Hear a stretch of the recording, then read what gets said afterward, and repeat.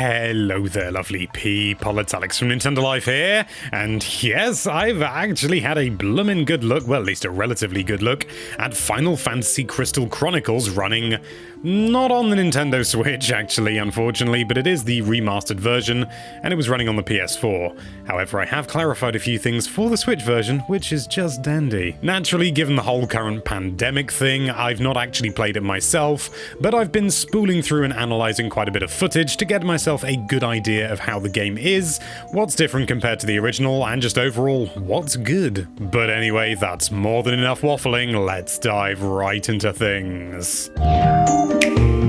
First of all, a very quick primer on what the game is as a whole. Yes, it has Final Fantasy in the name, but when it comes to gameplay, it's pretty much, well, you can probably tell, as far removed as you can really get. I mean, for one thing, it's not turn-based, it's real-time, although more recent Final Fantasy games are more real-time. You're in this fantasy world that is plagued by this great big cloudy gubbins called miasma, which is basically all over absolutely everything, and is pretty much toxic. It's up to you to go and find some myrrh to power the crystal of your village to keep the miasma at bay, and you'll be carrying around this chalice with a little crystal in it which will keep the miasma at bay. And that's kind of one of the weirdest gameplay things about it, but I think it really works. That's what that sort of circle is. If you go outside that, you're gonna get hurt. In single player, you're not gonna be carrying this yourself because that would be ludicrous. Instead, it'll be carried by your friendly Moogle partner called Mog. However, in multiplayer, you won't have Mog on your side, and instead one of you is gonna be having to carry the chalice along in order to make sure that you don't all die from a bad case of miasma. You'll fight through a level and then at the end get to a boss, you'll kill the boss, hopefully, and then you'll find a tree with some myrrh in it, you'll grab the myrrh and the whole thing continues. It's really weird, but I love it. So what's different and what's the same? Well, the original game ran at 30 frames a second, and that is exactly what we're seeing here. This is the PS4 version. However, I have checked and the Switch version will run at 30 frames a second as well, but that's about as far as I got. But even so, I don't know why the PS4 version is running at a capped 30 frames a second. It might be due to compatibility when playing online because of crossplay and everything. That was a thing with Monster Hunter Generations on the Switch. It was 30 frames a second and really shouldn't have been, but it needed to be compatible with the 3DS version, and apparently different frame rates caused it to go kablooey. Another new addition is the voice acting. Yes, there is voice acting now, however, it's by no means extensive. You've got various examples like the male Moogle who will deliver your post, and that's fully voice acted.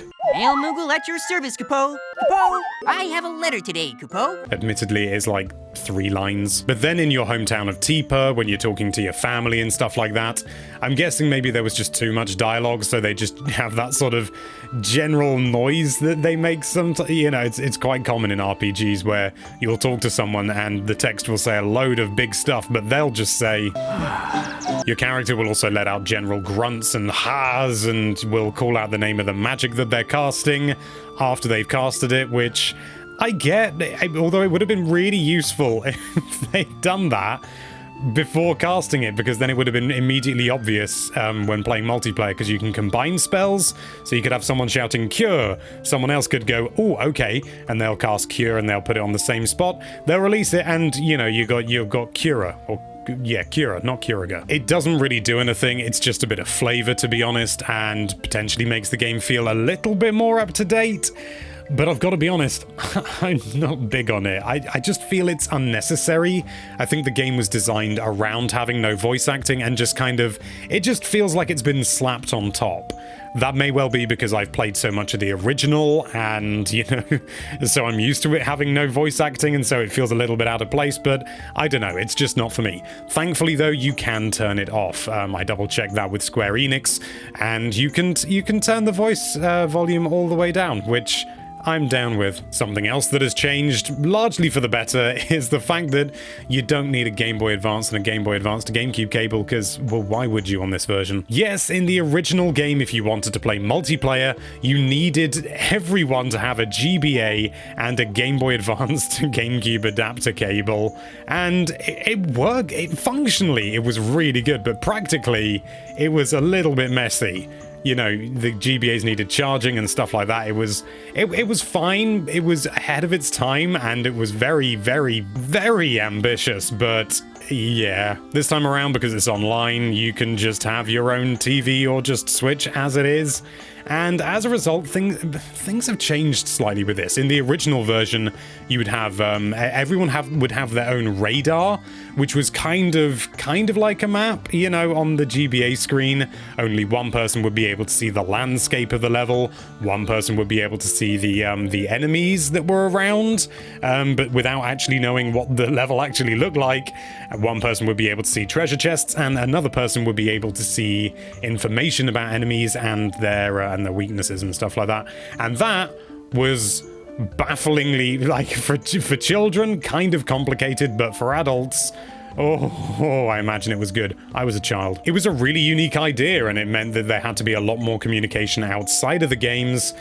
And I think maybe that's why they've removed that feature, and instead everyone just has a mini-map and can just see everything. I have to say I am a little bit disappointed, just because, I don't know, it was such a unique feature and something that I haven't really seen in many games, and was part of the DNA of what made the originals so bizarre and wonderful. I said originals. Original. Never played the sequels. But at the same time, I can entirely understand why, from a practical sense, if you're not using voice chat or something, then how are you really going to be able to communicate stuff? But I'd like it as an option, you know? Like, hard mode. Same goes in single player. Originally, you'd only get one of these 4 different radar types. Now you just get the whole thing. Another very, very minor thing that I clarified with Square Enix was, in the original, if you were opening you're looking at your menu and stuff and doing stuff in there, it made no sense for everyone to have to stop because one person needed to look in their menu. So if somebody else was carrying the chalice and you were in the menu and the edge of the circle got towards you, your character would move automatically so as not to die.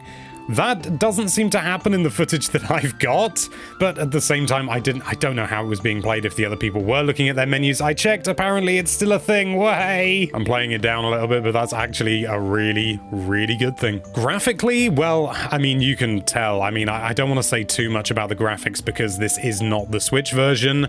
I imagine the Switch version isn't going to look tremendously different, but again, I really can't speak because I've only seen the same footage that you're seeing. However, it does look like that at the very least, the enemy models haven't really been updated. It looks like the textures may have been, you know, just sort of a high resolution texture. But in terms of the actual, the models themselves, they look the same. You know, if you look at this goblin chap here, I can't remember what they're actually called, you can see he doesn't have any individual fingers, and there's no definition on the hands at all. It's just kind of a mitt, which was, you know, which was fine on the GameCube. That was just kind of what you expected back then, but yeah, I'm a bit disappointed that they haven't, you know, retweaked the models a little bit, but at the same time, I love the original so much, it's not a big deal to me. Maybe it is to you, I don't know. The character models, I'm not so sure about. I think maybe they have been slightly updated, but I really can't be certain, you know. It's very difficult to tell from just the limited footage that we've got. But even so, yeah, certainly the textures are far, far better than they were originally. And I still think the characters have got enough of the art style and charm from the original that even if they haven't been updated, they carry it very well, and I think they look great. What I can say for sure, though, and what is really quite nice, is that every single tribe now has a 5th variant for each gender, which is brilliant, you know. I'm always up for an extra little thing.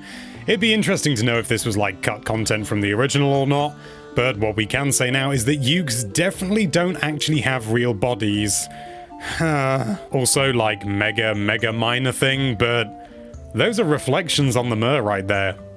I like that. As for everything else, there's not really a lot to talk about. It's basically just the original game, but in HD, and, you know, with some better textures and stuff like that. I'm a little bit disappointed that the PS4 version, at least in the footage that I've been given, it may well be that it was recorded at 30 frames a second, but it runs at 60. Again, I don't know. But it's slightly disappointing that a game that ran at 30 frames a second on the GameCube is running at 30 frames a second on the PS4. And the Switch is even more of a contender. It's by no means a deal breaker, you know, the game runs absolutely fine, and it may well be to try and unify all the different versions to try and make them the same experience. I don't know. This is the problem when you can't actually play the game yourself. From what I've seen so far, I've got to say, I'm really looking forward to this game. I mean, to be honest, I'm just pleased that it's so close to the original. A few little things that they've changed I'm not so keen on, but at the same time, it's relatively minor, isn't it? I find it weird that you can move using the D-pad, as you can see at the bottom of the screen. I don't know why that's a thing, but sure, why not? As always though, the proof of the pudding will be in the eating, so we'll just have to wait and see how it actually feels in the hand. Thank you so much for watching. If you liked this video, then why don't you assign that subscribe button to being a farmer and have it send some corn to you in the post, and be sure to check out nintendolife.com for all sorts of lovely Nintendo related content. Thank you again for watching, bye bye.